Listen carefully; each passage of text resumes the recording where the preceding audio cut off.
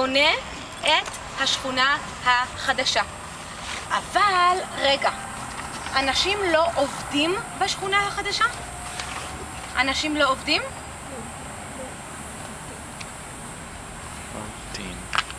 מה אנשים עושים בעיר העתיקה? הם גרים. מה עוד עושים בעיר העתיקה? קונים? קונים. מה עוד עושים בעיר העתיקה? מה עושים? עובדים בעיר העתיקה? מי גר בעיר העתיקה? מה אנחנו אומרים? מי גר בעיר העתיקה?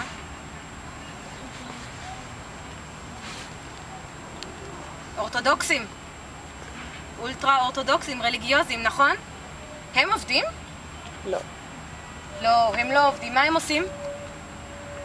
קוראים התורה? קוראים את התורה, נכון. מה עוד? הם לומדים תורה. בסדר? הם לומדים תורה. הם לא עובדים. אבל משה מונטיפיורי אומר, רגע, לא טוב. אנשים רק לומדים תורה? איפה כסף? אנשים גם עובדים. זה אידיאל. גם עובדים, גם לומדים. אז מה הוא עושה? הוא אומר, אני עושה מקום לעבודה. מקום לעבודה.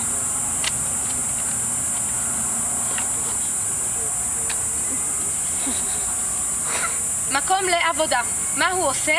הוא בונה משהו מיוחד. אין בירושלים. משהו אקסטראורדינר. מיוחד, מיוחד, מיוחד.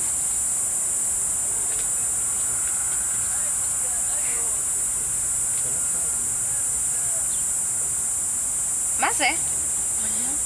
נכון. זאת תחנת רוח. רוח? רוח? זאת תחנת רוח.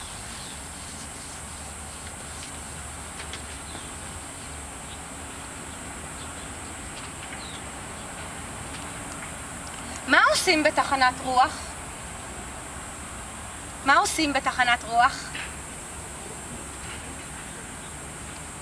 עובדים. אבל מה עושים? מה עושים פה?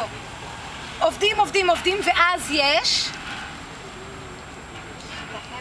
לחם. מצוין, נכון.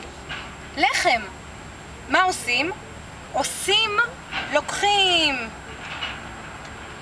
חיטה, כן? זאת חיטה. ומה עושים? טוחנים, טוחנים, טוחנים, טוחנים, טוחנים, ואז יש? פלאואר. נכון, בעברית קמח. קמח. מה עושים עם החיטה? טוחנים. למה תחנת? טוחנים קמח, ועושים מהחיטה קמח ומהקמח